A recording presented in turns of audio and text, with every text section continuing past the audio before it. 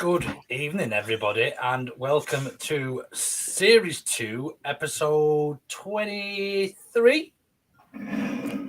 Maybe-ish? Something You're like asking that. the guy that named it the wrong episode the other week, so... Yeah, well, yeah. And after a torrid time for me in Leicester and being recognised from the podcast after the absolute shit out of day last Friday, so I've been trying to keep a bit of a low profile this week. But yeah, it was nice to see some familiar faces away at Leicester. Jay tagged along with me as well. I had a good day out, didn't we, Jay? Jay can't remember a thing. I don't remember much. You don't know? No, it was good. It was good. just bits. We will come on to that. Obviously, in a moment after we've played that funky new intro. Hi, this is Don Matteo, and you are listening to the Ought to Know Better podcast. Let's do this.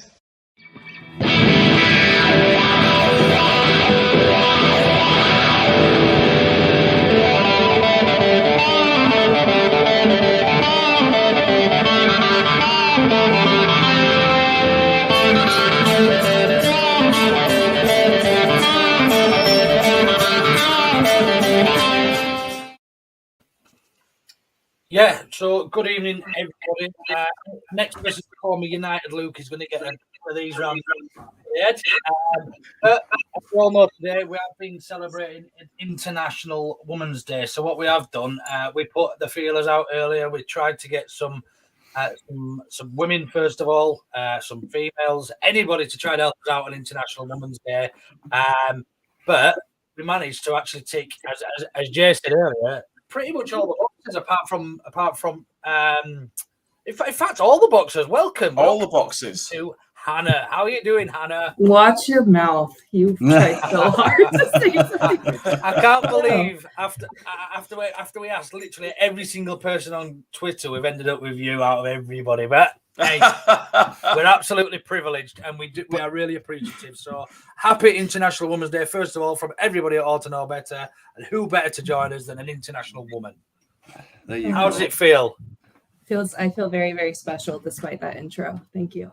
Hey, listen, that's a better intro than most guests get, I'll tell you. It must like you. Intro like it. It's because I roasted it with memes last week. Oh, no. The Friday night before the Leicester game, I was just literally receiving meme after meme. I was like, I'm going to have to go to bed because I had to be up at like 7 to get the train to Leicester. I was like, I can't deal with it anymore. But they were all brilliant, all taken in good spirits. And I deserved everything I got, to be fair. Hannah, that one where you did the is it Kanye, or Drake, or whoever it is? Oh, man, I absolutely creased it when I saw that, man. That was by far the best one. I'm sorry, I didn't get a chance to go live and slag you off, Luke, but that's by far the best one. I deserve it. I'm just hoping it blows over sooner rather than later. And just don't do it again. Yeah, I can't. Do you know what? I can't believe that. I was reading from a preview type article thing on, I can't remember what website it was, but I was just reading it directly, and as soon as I said it, I sort of, if you watch it back and go, I remember your face. You caught yourself like, oh fuck. But do you know what? I can't believe it actually got you dropped by BT Sport as well. Yeah, you got dropped. I was everybody as well. I was the only person. You got cancelled, mate. Everything just went tits up for you. I think it was probably to do with that, to be fair. Good evening, Derek, and happy Women's Day to Hannah from Derek. What we'll do then tonight, we've got our usual agenda, if we like, the usual few things to get through. Unfortunately, we don't have any Gilly tonight, so he is usually the George Dawes of the crew, the guy with all the scores from the predictions and things.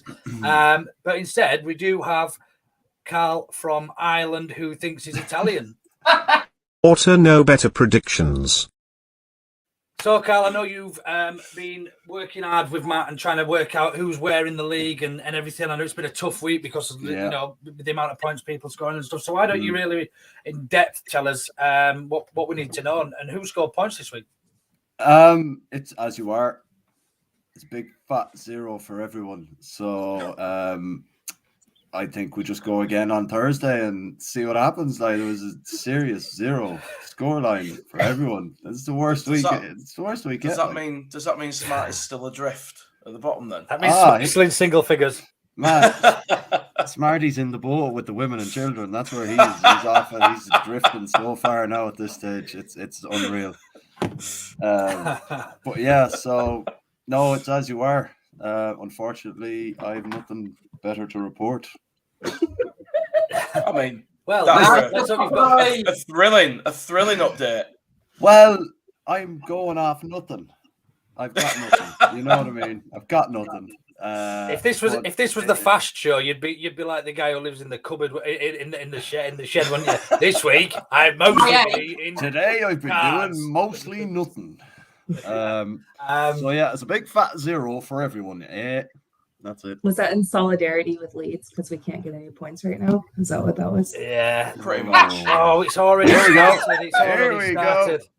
Yeah, so the league table hasn't changed. Everyone's as you are. Stats still rocking the top spot, I think. So we'll unbelievable, isn't it? We'll push on from there, and I'll get the predictions later on. Yeah, good shout. Yeah. Cool. So what we'll do then, I know yourself and Gilly, Karl, did a very in-depth, shall we say, analysis of the game at Leicester. But there is a few of us that haven't managed to have our say because we were too drunk or too busy or what, or in America. Did you watch the game? Did you watch the game against Leicester? Of course. Woke up at 4:30 for that.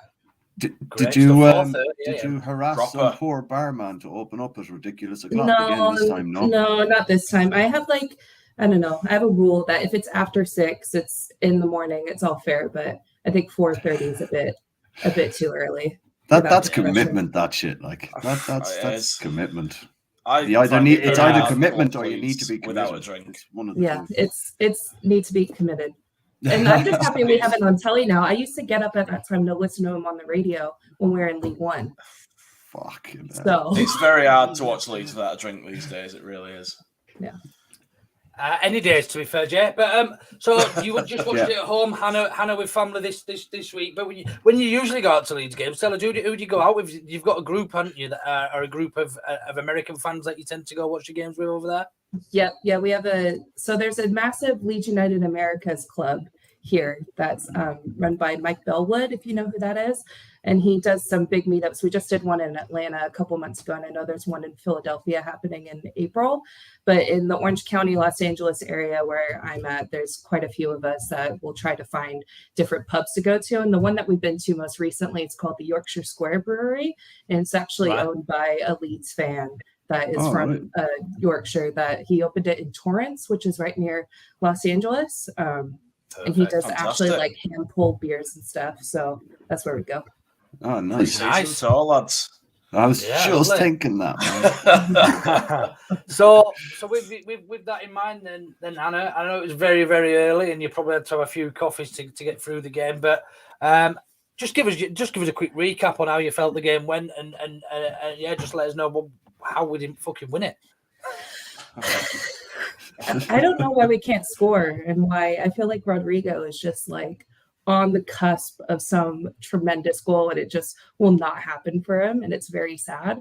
I think I don't know. I've been thinking back on it this entire week, and there was so much hype, behind the new manager joining, and how did we feel like the team feels, and what's going on in the locker room. And I had optimism going into the game, and seeing the lads on social all smiley, and I think Leeds have done a phenomenal job PR wise the week leading up, because you know how pissed off we all were when and the fact that they've been able to kind of turn it around to some optimism. I don't know if that maybe overshadowed how they played a little bit. Maybe they didn't. We actually didn't play that well, but we were just so hopeful that it was going to go well. Because, at the end of the day, we still didn't score. I thought our defense looked a bit better, but our midfield is just lacking Phillips, and it's pain. It's Spain without the S. It is so much pain, and I'm just waiting for him to come back. And I wish that he played Bamford too, but that's just me being selfish. Yeah, but he didn't have enough in him, did he?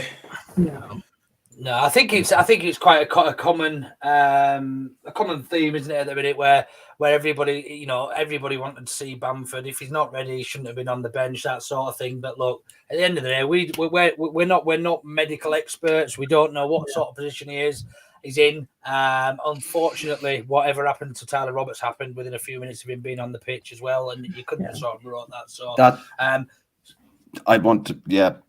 was a free kick for me on the edge of the box, and we didn't get anything for that. I think there was a few. I haven't watched the penalty shout. Was penalty shout for Rodrigo as well. The handball as well. If it's not how is it a corner if it's not a handball? Exactly. I've seen quite a few of them back, but look, we're not. Anyway, we'll get into that. Sorry. Yeah, you can do that on your bloody in off the VAR with what's his face. Where is he anyway? Is he all right? Yeah. I'll chat to you after. Jay, much else to add? I mean, obviously, we dominated the game, and looking back at the statistics, which were, I mean, I think it was something like 19 shots to 4. So correct me if I'm wrong. In Leeds' favour, and it felt like that in the stadium. And when they scored, they knew they'd absolutely nicked it from under his noses, didn't they? Yeah, it was that old feeling, wasn't it? Like all the air's sucked out of you. You just what can you do? It was so demoralising because we'd all gone there pretty optimistic. Like Hannah says, like the build up to the game and stuff, we all started to think, we might turn a corner here, something might happen, we might come out and look a bit more solid. We did all that. We looked great. We should have won that game. We got screwed on a couple of decisions, and then we got the old kick in the guts that we seem to get every week at the moment, regardless of how we play. And we just need something to break that run now. I think once we do, we might put a couple of results together. I'm not going to go mad and say we're going to start winning a load of games, not after how it's gone, but we just need something to get started again. Spark. Yeah, it's really difficult, and if for anybody who's ever played competitive sport at any level, amateur right up, when you're in a habit of losing, it's very difficult to get out of that. No matter how well you play, confidence is just low, morale's low, and it really is really tough. So for anybody who's even played or taken part or watched a lot of sport, we'll sort of rectify and identify with that. So Stats, what about you? Anything else to add that everybody else already has? Look, I think it's always difficult when you follow on from Marcelo Bielsa, don't you? That we were all a little bit in that pit of mourning where the job that he's done is absolutely fantastic, and Jesse Marsh sort of came in and we didn't quite know what to expect. It's a bit of an unknown at Leicester. I thought we played very well. Dan James had one denied by Casper, I think got man of the match on Saturday. Rafinha had a flick that if that goes in, it's probably a different game. I think we probably should have had a penalty on Rodrigo. It's very, very similar to one Click did on Rudiger at Chelsea in December. And I think that if we get that penalty, it's probably a different result. But I think there's a basis there now to build on. And having watched Everton last night, they are bloody awful. And yet we made them look great. I know. And look, we've got an opportunity now to come up. We've got 2 absolutely humongous home games, starting with Aston Villa on Thursday night and then Norwich City on Sunday afternoon at 2:00. We'll know a lot more by 4:00 on Sunday afternoon what the season looks like with 9 games to go. But having seen how this season is shaping out, I think we'll be fine. I think it'll be close, but I think we'll be fine. Just famous last words. Stats. Famous last words. I tend to feel exactly the same. Though I think we've been quite lucky this year. Or I hope we're going to have been quite lucky this year in the respect that there's been teams that have been a lot worse than us, believe it or not. I think we obviously went through quite a poor starting patch, but we had a good run in sort of earlier on in the season, just before this shite run where we picked up quite a few points. So yeah, look, all Before in all, you move on, Luke, just a quick question for you all. What did you think about Forshaw not being picked in that first lineup for Jesse Marsh? I would have put Forshaw on and put Cork at the back and moved Ayling out to the right. and just. I think we're going to come on to that topic in a minute or two, Jay. Oh, sorry, yeah. It might have won the poll. I'm not sure. You did. I didn't know we were gonna include stuff from the game, but all right. But yeah, I think in a word, we were probably disappointed is probably the best word to describe not getting all 3 points away at Leicester. Yeah. And certainly deserved at least a point. I was walking back to the pub from the game at Leicester with some Leicester fans, and they felt exactly the same. They thought that that they'd snap. They were lucky to take the points there. Yes. Were I with you, or did I walk back on my own? Because I don't remember. It's like a fucking AA meeting. He doesn't remember if he walked back with you or not. I didn't walk with you, Jay, because it would have taken you twice as long with them legs. So, but last thing, the Casper played out of his skin for Leicester. That was the only reason. He did, and his dad was there as well, and they were getting some right stick in the crowd. Right, you could say he always does against Leeds, doesn't he? You could say he played out of his skin, but we should have finished all them chances. Like Raf should have put his foot through it. It's the header, like that's a reaction save. 9 times out of 10 that goes in. Yeah. So I'm not disagreeing that he played out of his skin. He did, but the goals we should have scored at the same time. Like, you know what I mean? All he did was put his body in the way, but 3 yards out, we should be taking those chances. Yeah. A Brazilian international, Absolutely. a Welsh international should have scored. Should be scoring those. So that's all I'm saying. I'll fucking stop. I can agree with that. So we'll move on and we'll come into Smarty's part of the week, but unfortunately Smarty's not here. So we've got a smaller, uglier looking version that's going to take over from him. He's all Twitter poll results. I thought I were doing this, not you. Who? You? Yeah. He said an uglier version. That's got to be Luke. It can't be me. Oh. Anyway. Yeah, it's a tough crowd in here. It's a tough crowd. Right, so anyway, moving on. So, as regular viewers and listeners will know, we do a poll each week for the pod just to, how dare you, just to decide what the main topic of conversation is going to be. And this week we had first impressions of our new coach, who goes down as things stand, changing of the guard, how many positions would we need to strengthen if we stay up next season? And the fourth one was who was responsible for Bielsa's sacking, as in Rads or the 49ers. It's an absolute runaway victory for first impressions of Jesse Marsh. 49% of the poll result. 49? There you go. Yeah, it's a runaway winner. Yeah, it is. well, 49, so, isn't it? I mean, since as you've piped up, Karl, I might as well hand it straight to you. First impressions of our new gaffer. It's cliche to say that he says all the right things, but he, to be fair, he did. He showed Marcelo a lot of respect, so you have to give him credit there. And to be fair, Saturday was one of them games this season that I didn't think we'd concede easily. Have we lost him? Who? I think Jay's internet's gone skew-ways. Yeah. Try pulling it on me there, the fucker. But I thought, we were solid. He pressed in the areas than the way he wanted to press. There was he made the joke about the whole Ted Lasso thing and everything. I thought, he did well in the press conference to kind of get that one out of the way before the next press conference after the game, I think. So, look, if we carry on playing the way we were playing on Saturday for large portions, I thought, it's 4 wins from the next 11 games. We've got definitely 4 winnable games in these next 4 games. There's talk of Phillips being back for Villa. There's talk of Bamford being back. You know what I mean? So Hannah's in stitches there. What's going on? It's just a comment that just came in. Sorry. I give the guy a chance. That's all I'm saying. I will leave it at that. Yeah. Go on. Sorry, Jay.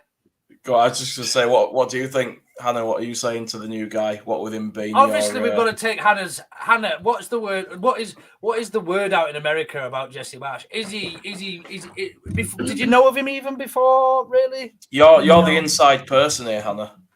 I did not, but I don't follow the MLS at all because I think it is painful. It is awful, and I refuse. But I think he's carried himself very, very well, and he answered all the questions right. I don't know if he has some phenomenal PR guy that's telling him how to answer these, or if it's actually genuine. I guess we'll see as time goes on, because I feel like he answered every question right, and everything that they've done with him, meeting the fans. He was at some fan board conversation that happened a couple days ago. He's had those photo ops with the players when he was meeting the players, and they all looked really excited. And it sounds like I saw Harrison had an interview, I think it was earlier today, where he said that, the mojo's changed. They're really optimistic with this guy. I have a good feeling about him. It's just at the end of the day, he needs to. What the hell is that? Hang on, I've got a cat emergency going on here. They're like fighting literally in a paper shopping bag. I don't know why these things happen. To me. I'll be back in a moment. Yeah. But yeah, I think he needs to just win the games, though. I think you guys talked about, was it Rads or was it the Niners? I think it was the Niners that requested that he be brought in, and it's a bit of a gamble to see if he's going to be able to pull it off. But if he pulls it off, then Smarty, you cannot say that. Did you see somebody bought a plane to go over the game? Yeah. What did the thing say? What did the thing say? I forget what it said. I can't remember, but it's something about what had happened. So in terms of Jesse Marsh, from my perspective, I think just to echo what you guys have said, he's almost giving lip service, and without being stereotypical, Anna, Americans are well known for being good at talking and saying the right things at the right time, and we are. Things. And it almost seemed, I don't want to say not genuine, but almost like you say, whether he's told to say this as part of his PR or his training This is what I do at work. I prep people to go on Fox Business News on interviews. It's part of the stuff that I do. It seems like the Niners, when they brought him in, have brought in probably a very good speaking leadership type of coach that's going to tell him exactly what things to say in order to cool down the fans, because they understand and they've seen the importance of what the fans think of what's going on and how it's going to affect the players and the feeling within Ellen Road and everything. I think he has been trained on what to say and how to say it. Not to say, especially with the Leeds salute and stuff. It was all very WWE type stuff. Do you know what I mean? It was choreographed. But yeah, I love it, and the fans love it, and I think they've done, as you rightly said, and I think they've done really well to sort of to mask the fact that we haven't got Bielsa at the helm anymore, and almost made people almost forget a little bit. But on the other hand, we played some good football, and I think if I correct me if I'm wrong here, I'm sure I saw a stat that we were the least expected goals against in the whole of the Premier League this weekend. We 0.23 or something like that.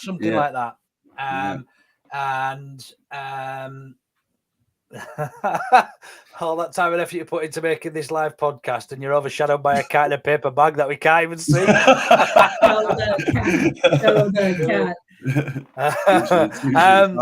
So yeah, look, I think he's going to be good for the club. I think the players believe in him, and I think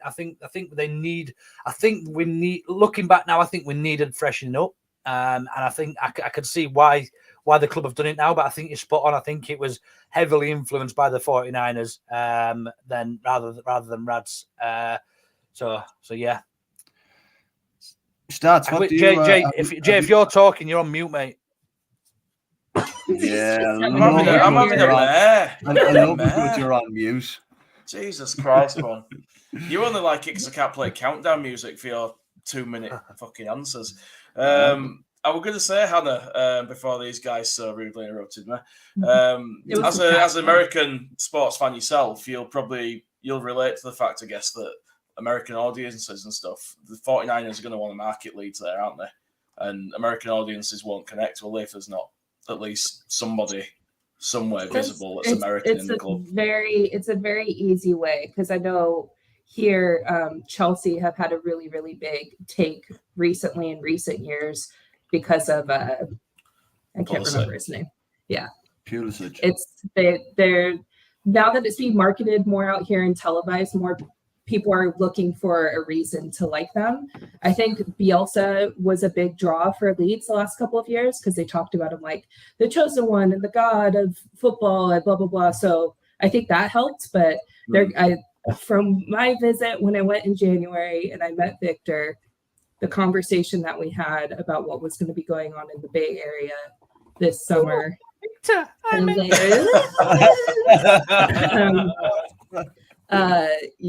it seems like they're going to do a very hard push to get an allegiance made there. I think. Hannah, did you tell him? I can see that definitely. Did you tell him that you'd been on a podcast named after him when you met him? I didn't. Right. I was scared. I didn't know what was happening. That 5 hours of my life was like chaos. Crazy. Do you think that if the 49ers do buy the club, do you think we'll ever see a 49ers game at Elland Road like you see the London games? Easy. Yeah. And I think Leeds will do a summer game at the 49ers ground and they'll probably play. It's an upgrade from Myanmar. Yeah. Do you think we'd ever see? Do you think we'd ever see a 49ers kit in blue and yellow? No, they wouldn't do that. What's their ground like, Anna? It's state-of-the-art looking, man. It's absolutely savage, and it's about 100 miles from San Francisco. Have they had WrestleMania there or something? Probably.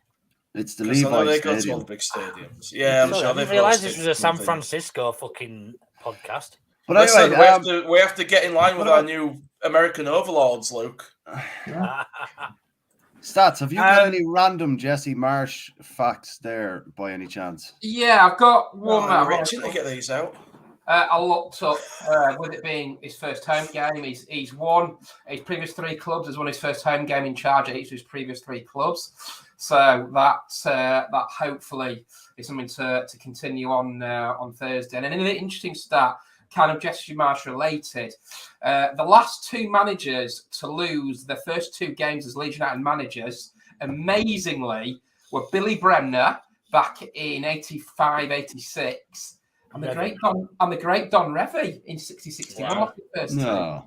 So even if it does lose on Thursday night, which we'll come to in a bit, there's certainly, if we can follow those 2 footsteps, obviously Billy got us to the FA Cup semi-final and the playoff final in 87, and Don was the greatest doyen of Leeds United management. So yeah, a couple of stats there, kind of on his side going into Thursday night's game against Aston Villa.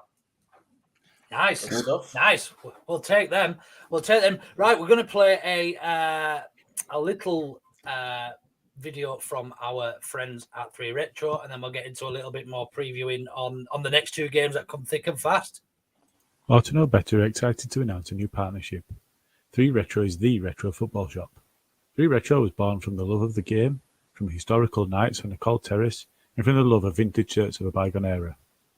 Find the referral link and discount code in our social media accounts and in the comments and descriptions of To Know Better podcast recordings for a 10% discount on the full range.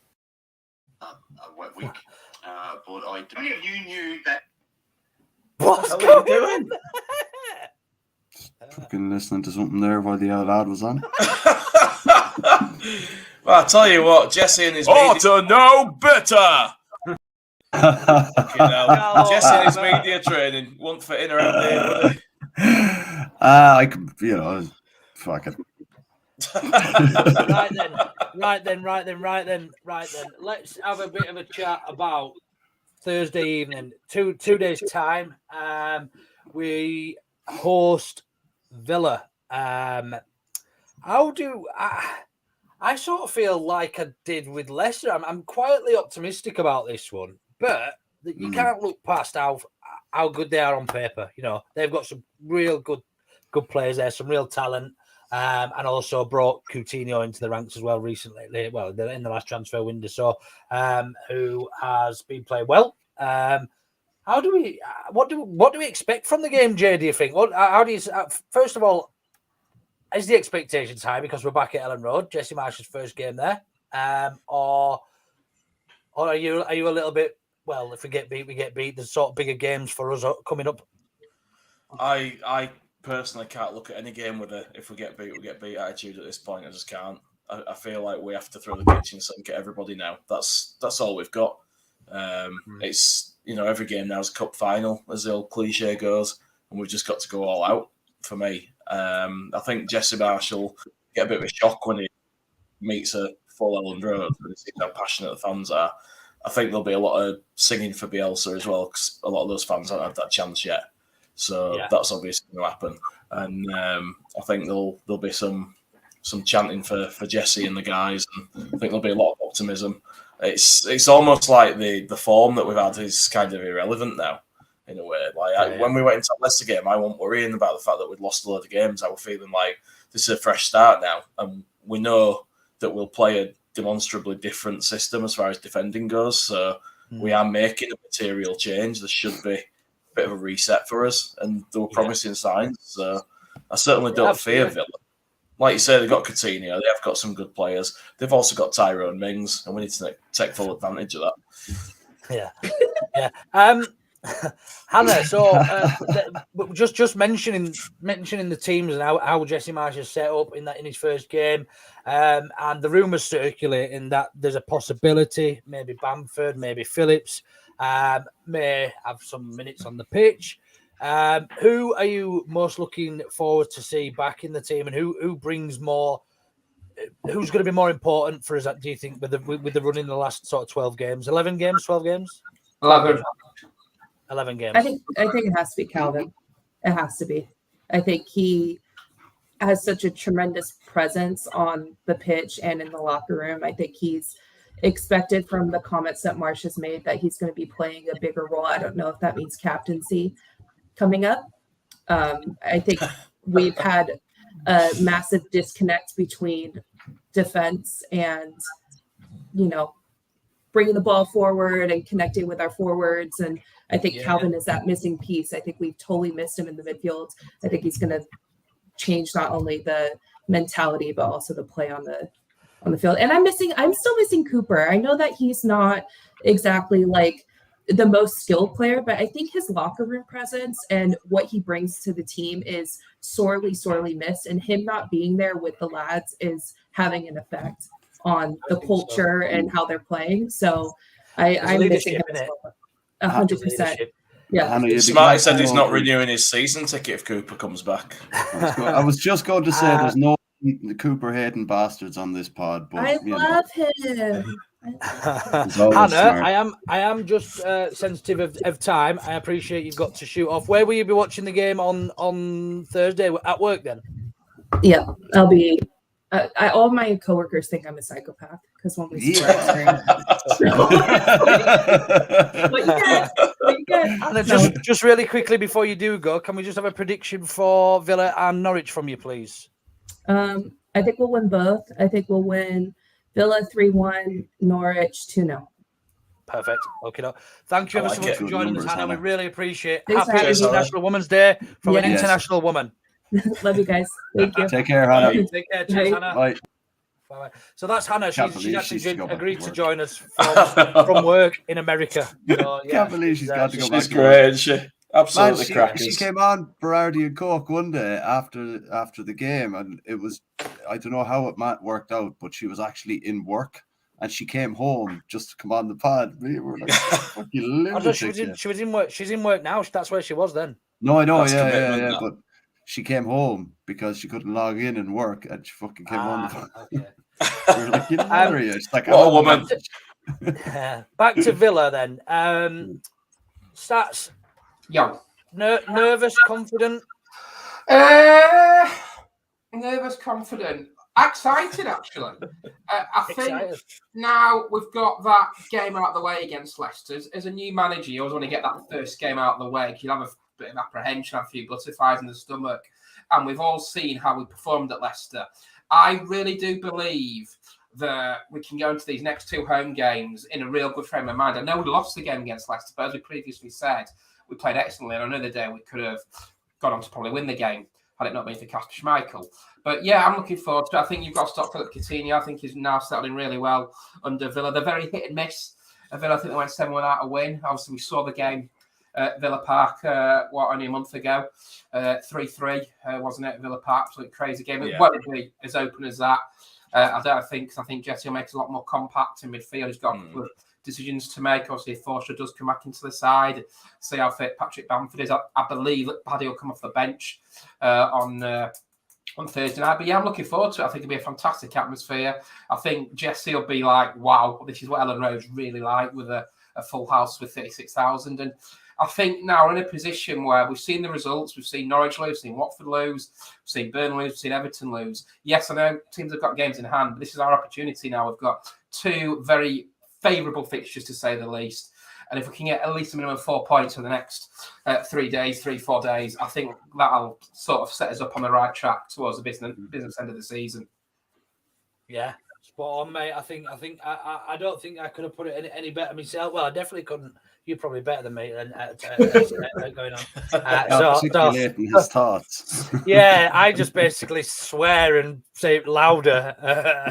But yeah, look, I think we're in a real strong position going into that game. After we've got to take a lot of confidence from Leicester. An away game against man for man, one of the I would say probably one of the strongest teams on paper in the league. And you look at their midfield and the class they had on the bench and stuff as well at Leicester. So look, they only won the league a few years ago, so they've had a lot of money pumped into them. They're a decent side, and we can take a lot away from that positive performance. Karl, then we've seen how Marsh lined up in that first game at Leicester. Do you expect it to be relatively similar at home on Thursday? Yeah, I'd like to think so, but I'd like to think that he would be more attacking minded being at home. Just going off the way he talks the game and stuff like that, he sounds like someone who would very much like to take advantage of a home crowd and a home performance to kind of to G them up a bit. Honestly, I'd like to see Forshaw start and drop Cock in at centre back with Struik if Llorente and Cooper aren't available, because it puts Ayling out at right back, and it detracts from him making his usual bursts with the ball out of defence and leaving a gaping hole in behind sometimes, you know what I mean? So I think we should just put round pegs in round holes and just shore up the defence and just honestly, like, it's just do it, like just Just do it, lads. Just do it. But no, you know what I mean. Like I think he should put Cock and Struik at the back and put Firpo and Ayling left and right back, and then have Forshaw and Dallas in the middle, and then play bleeding Raf, James, and Gelhardt, or Raf, James, Rodrigo, and just. That's as an attacking defensive minded team as you're probably going to get. Yeah. Where we don't want to concede, but we want to be able to press as high up the pitch the way he wants with the players we have available. And I think don't fuck around with formations, just do what works. Like, it worked on Saturday, but just make it work a little better by putting the proper players in the positions that need to be in there. That's all. Just tweak it a little. Yeah. What you're saying is round holes in round pegs in round holes. That's the one. That's the one. So I fucked up, didn't I? Then did I? I'll tell you what, though. As you were saying there, Karl, like Ayling, I swear to God, if Coutinho sees Ayling at centre back again, he'll be licking his lips. Yeah. That's what I mean. Like, just make sure that everything that we do is solid on Saturday, and having the right players in the right positions is the only way to do that, in my opinion. Definitely. I don't think from my perspective, I don't think having Ayling at centre back is the worst thing ever. But we lose so much of him from not being at right back than we gain from him being at centre back. Oh no, I'm not saying he's a bad centre back. Yeah, I'm just saying. No, you're not. I'm just trying to explain how from my perspective. I don't think we don't gain anything from him going centre back. Where we Not lose only quite that, a lot. Luke, Yeah, having going from right back. Exactly. We lose something in both positions for me. Yeah. Because while he's not a bad centre back compared to natural centre backs we've got at the club, we're losing something in that position, and that's two positions then that are compromised. I'd rather just see one, even if it means playing a young lad there. If it means having Struick and Koch at centre back, we know that Struick can bring the ball forward, but I'd at sooner least see they Cresswell know, as a great team. point here. Yeah, 8 ball alley. Like Shaq come in, his pace might limit how much time Coutinho gets the ball. I'm assuming he means at centre defensive midfield, and playing Shaq in there. Look, I think that's a great shout. I don't know. Is Shaq fit? Is he? Where are we? Because I know he had a bit of an injury. but he was warming up on Saturday for. It was on the bench. Yeah. At risk of being accused of slating him, I'm not sure he's good enough to keep Coutinho in his pocket. I think he's got fit the enough. experience and the skill level. I think the stamina he has is more than enough to bother Coutinho enough to put him off his game, I think. Well, You've got to read him, though, to know where he's going to go. Yeah, because he'll just turn you the other way. But he's quick enough to recover. This is the other side of the coin. Like he's got that turn of pace. Let me ask you. I was going to ask you about all this. Do you then double up on Coutinho? Do you put 2 players on Coutinho? Because at Villa Park he kind of ran riot a little bit, didn't he? So I think if you stop Coutinho, you stop Villa's attacks, in my opinion. I think that's a good shout, but I'm not sure if we can. But I'm not sure if we can afford to lose a man somewhere else and leave for space, because that's how we keep getting punished at the minute. The other danger was Ramsey. And the other danger was the young lad Ramsey as well. Yeah, he was very good. They've got some real good players, and I think if you start doubling up on particular players, and that leaves another player open. So I mean, I'm sure Marsh has got some drills that they've been working on, and some fighting and winning to do and stuff, and we'll go on. It's weird. But we're also not going man for man now. We're marking space. So zonally, we don't need to double up if we've got 3 players marking an area that's 20 yard by 20 yard, like where the ball is, and that's how we're marking now. Like, so we don't need to double up on players when we've got 3 players doing it anyway.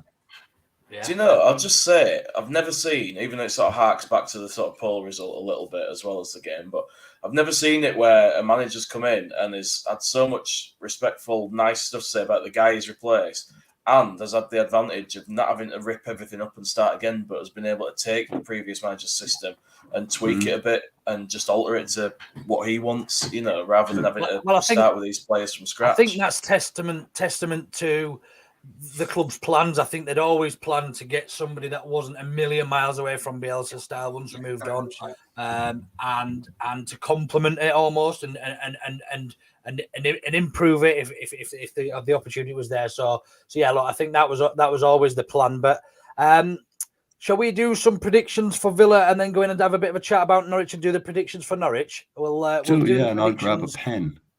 Yeah, well, go on, quick, Karl, run. Stats has got one if you haven't. Where's Jay gone now? He's gone. Where's Jay gone again? Don't worry, he'll be back. He's really gone.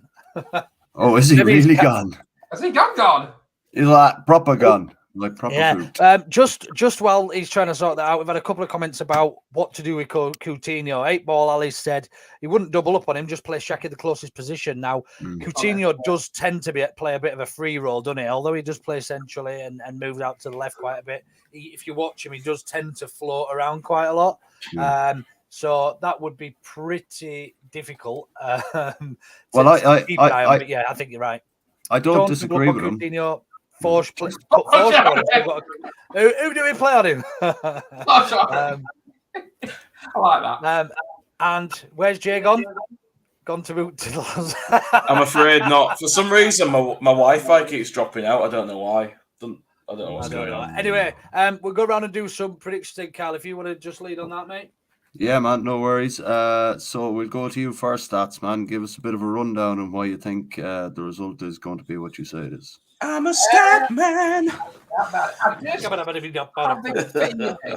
now that we've seen Jesse Marsh's first game in charge, and we're all very much impressed with the way Leeds performed at Leicester. And look, I know Villa battered Southampton. You don't quite know what you're going to get from Aston Villa week by week, and they're in a bit of a safety net of a position. They're not going to go down. They're probably not going to challenge for Europe.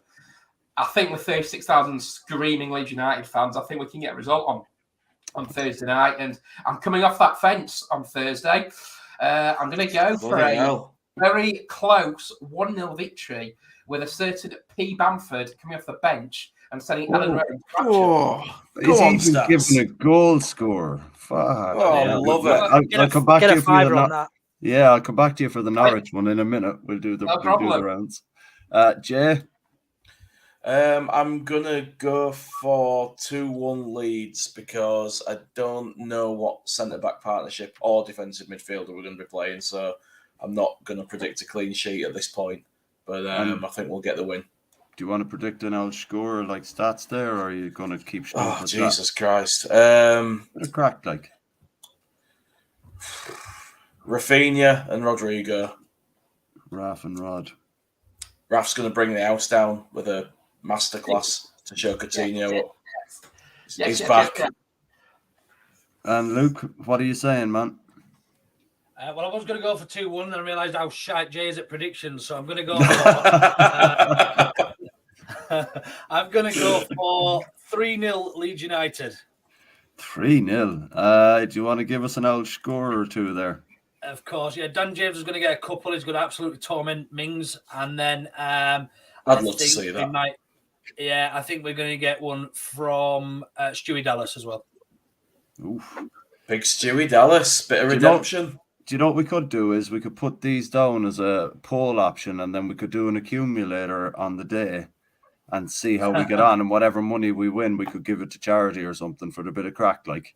Yeah, do it. Why not? So we might put these out later on and see what we can do with that and go with that. Like, Gilly's going for a Desmond. A Desmond. Yeah. Gilly. And I think we'll use Hannah's as the fans one, if that's all right. I was just going to say that. Yeah. Can you remember what she said? Anyone? She said 2 or 3-0, wasn't it? Didn't she say 3-1? Was it 3-1? Hannah, do you want to get back in touch? Can't remember. We'll watch it back. We'll watch it back. We'll watch it back. Karl, what can you give us a? I'd like to think that after Saturday's viewing that it'll be a positive result. So on to Norwich. On to Norwich. I thought you were going to give us one then as well. Yeah. So we'll start with you this time, Luke. We're going to have a bit of a chat about the teams or anything? Or do you just want to do straight the predictions? Have you had enough? Well, no, we can go back to that. Okay. We can have a minute. Let's talk teams then. I'll tell you what. I'll tell you what we'll do. We'll have a bit of a chat, and we'll just go in and do the predictions. But it is a must-win game against Norwich. That is the game we should be getting 3 points I don't want to say a hefty win because they've been playing some all right football, but ultimately we must pick up 3 points on Sunday if we've got a decent chance of staying up this season. That is the must-win game. That's a stressing. It's awful, isn't it? It's awful. Yeah. Just that feeling, man. This is worse than falling out of the top 2 in the championship. This shit, like it this is so much worse. It's like I had this argument the other day, though. You'd much rather be in a potential relegation battle in the Premier League, wouldn't you, than a potential promotion race in the Championship? It makes more sense. Yeah, but not this close. Like, you know, I want to be in a relegation zone. I want to be in a relegation fight when we're like 12th. Yes, when it's a remote possibility. And, you know, we could lose 6 games. That kind of relegation. And then we lose 6. We're not mathematically safe yet, but we're 10th. So in terms of Norwich, then look, they're not up to very much this season. You know, we beat them at their place. I think it was 2-1, didn't we score? And then they scored straight from the kickoff. Yeah. And then we scored. Then we scored a penalty. Did we score a penalty at the end? They scored an header, didn't they, Grant? They got a header from a player I can't pronounce his name. Onembam, I can't pronounce his name. That's him. Yeah, I'm out. And then Rafinha and Rodrigo for Leeds.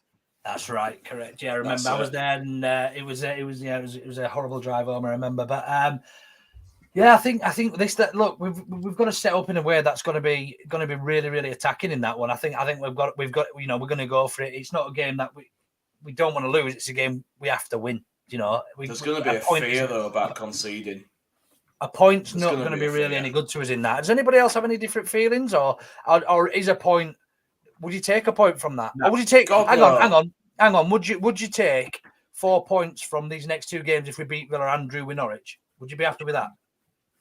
I'd take a win either side. I'd still be pissed off. I'd still be pissed off. I think we should be beating Norwich. Yeah, We should The thing is, if we worst team. Sorry. Yeah, they're the worst team in the league. I know can had a little new manager bounce for a couple of weeks under Dean Smith. They look devoid of ideas, look devoid of confidence. They got battered 3-1 against Brentford at home in Carrow Road on Saturday. And Dean Smith had the audacity to blame VAR when you're getting battered. His old mate that kept his team in the Premier League. His old mate that kept him in the Premier League.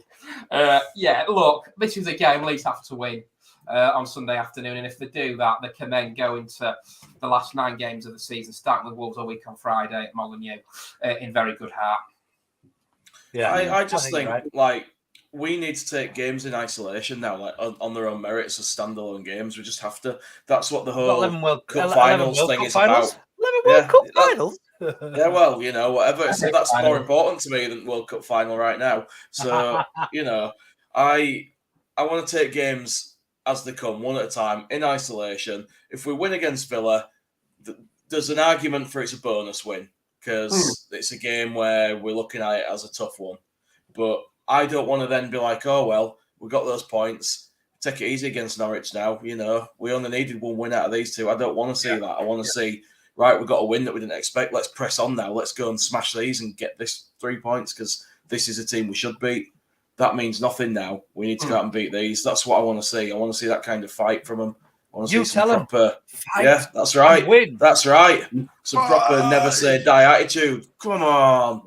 I think we need to see a bit of bollocks, a little bit of cojones now up until the end of the season from a lot of the players that have had a bit of a, I don't want to say a free ride because a lot of them have, but we need to get a bit of this passion back. The fans are there week in, week out, whether it's home or away. We've sold out every game this season. It's about time now that they start repaying that and really putting a shift into these last 11 games and keeping us in the Premier League and continuing Bielsa's legacy, getting us into the Premier League. So, anything else to add to that, Karl?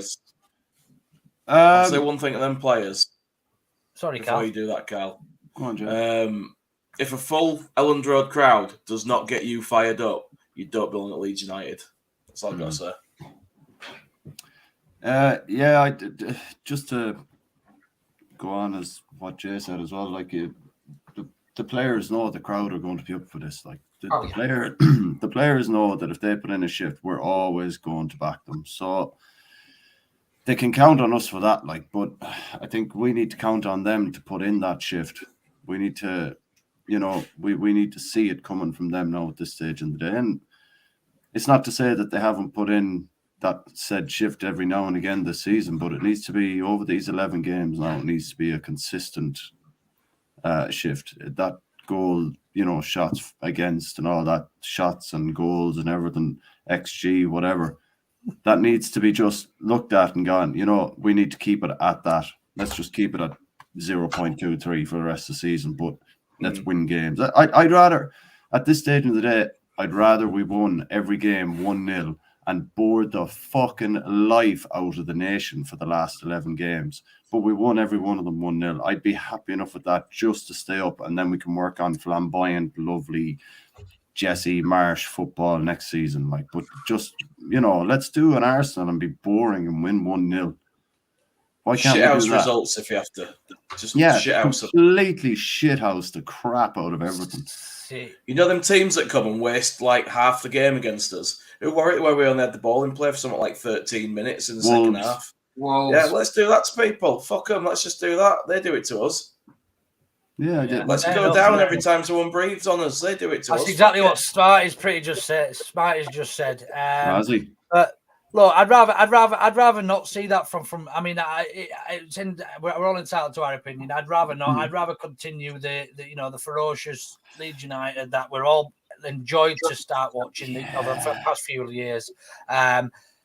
I'd prefer not to go down, but I'd still prefer to see us playing some nice football and playing behind intensity in a big press and everything.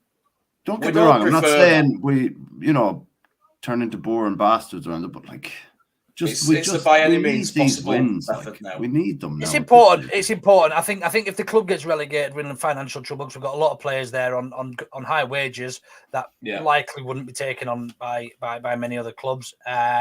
So yeah, look, it's imperative that for the club and the future of the club, I think it'd be really difficult for us if we were to get relegated to get back up. We know how difficult it is. Having been out of the that was big. So yeah, look, let's get on to the predictions then from each. Auto Know Better predictions For Norwich. Right, we'll start with yourself, Luke.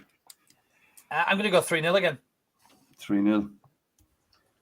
Are you going to give us goal scores so that we can do I think that's Paddy Bamford's first game when he starts back, and I think he scores 2, and I think Rodrigo nicks one as well. Bamford times 2 and Rod. Stats. Right, this is our first opportunity of a double this season, unbelievably. Obviously, I know we beat Burnley at home, we drew them away. We beat West Ham, but we lost them at home. We can still do the double over Watford, and we still do the double over Palace. So this gives us our first opportunity to do a double over a side in the Premier League this year. I'm going to take you back, as I do, to my nostalgia, to August the 21st, 1993.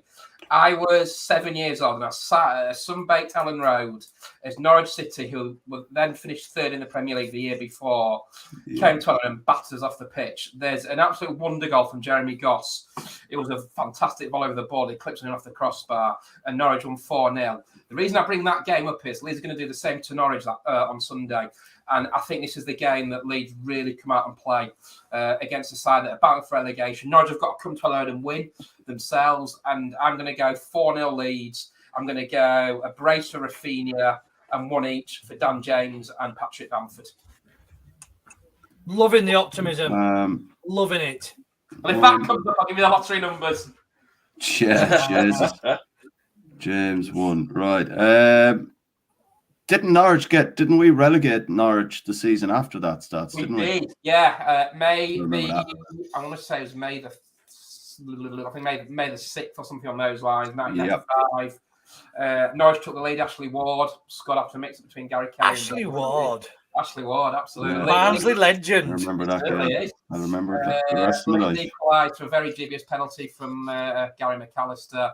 And then long legs himself, Carlton Palmer, snuck in at the back post to send Norwich crashing back down to Division 1 as it was then, and then he didn't come back till 2004-05. Yeah. Like a gazelle, that lad. Yeah. Jay, what are you saying? I'm saying 4-0 Leeds. Same goal scorers as Stats picked. And same goal scorers as Stats? Yeah, I'm not saying who's getting a double, though, because I can't decide. Well, you need to fucking tell me because this is like an accumulator. So. All right, well, I'll go for a Bamford double then, seeing as he went for a Raff double. Bamford double. I'm loving the optimism. Loving it. We've got to have some optimism, mate. We've got to. What bloody hell's going on there? The fat boy wants to go out for a whiz. I thought it were Luke's kids. I could just hear like a high-pitched noise. So we would love to Stats to do an end of season graph on which team wasted the most time. I'm not sure how that'd be done. But we'll have to watch every game and couple more comments. Karl, we've had 3-1 from Gilly for Sunday. Oak. And we've had Gilly's not giving me goal scores. It doesn't matter. 3-1, just take 3-1. And then see him in the group chat. 3-0 from Smarty on Sunday.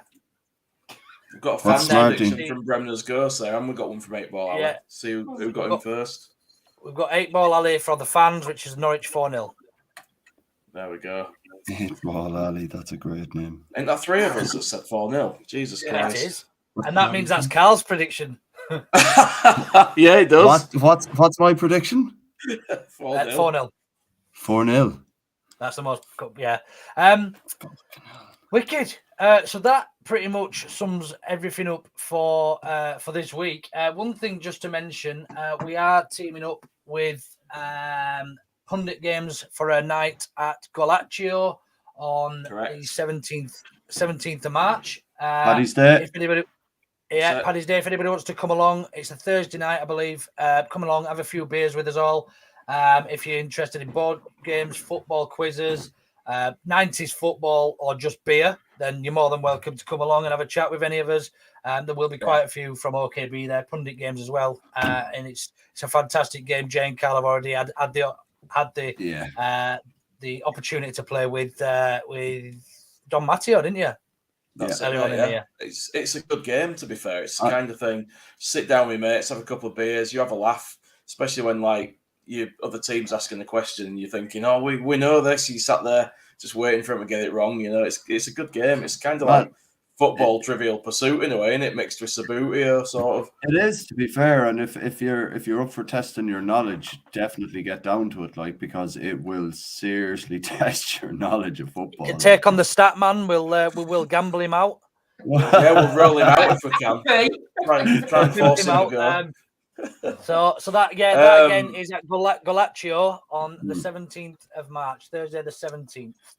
Yeah, we'll release a few more details. Keep an eye on the pod account. There's going to be a little promotional video release, I think, that is going to get we'll get tagged in by the guys at Pundit, and we'll put that on our social media channels as well.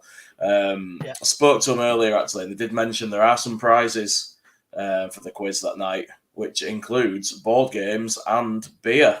So they've got their own beer done by Three Brothers Brewing Company, which they're apparently award-winning brewery, and they're sorting out some Pundit beer. So there you go.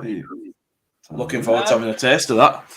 Yeah, one last thing I've not mentioned is I should have done with everything that went on with Bielsa.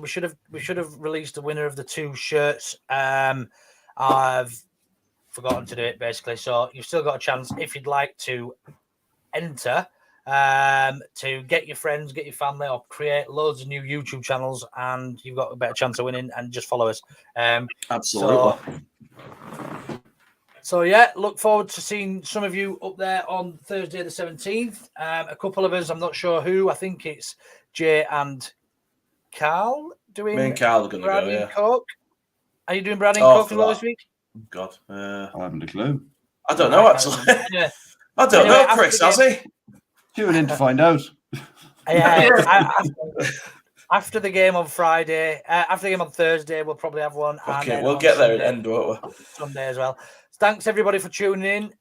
Not yet. As always, a pleasure. Never a chore. Yet. There is one thing we need to mention that we haven't talked about, just briefly. It's important. This don't take piss. Popey put a tweet out earlier from the club, and I think Phil put it out as well. It's just about the Villa game. There's going to be some fundraising for people in Ukraine. So I think it's important just to chuck that out there and make sure people know. Obviously, us all at Know Better are sending our best wishes to people over there. But if you want to sort of do anything Thursday at the game, Leeds are going to be selling Ukraine flags outside the ground, and there's going to be collection buckets and stuff. So if you want to get involved, then you can do down at Elland Road. It's a really good thing the club are doing now. I'm glad they're doing something. It's nice. Fair enough. Yeah. Can't argue with that. Yeah. Well said. There you go. Said. Yeah, that leaves us. I think that's it. We'll play the outro. Everybody be safe, and we will hope to see you all again soon. Take it easy. Laters. Ought to know better.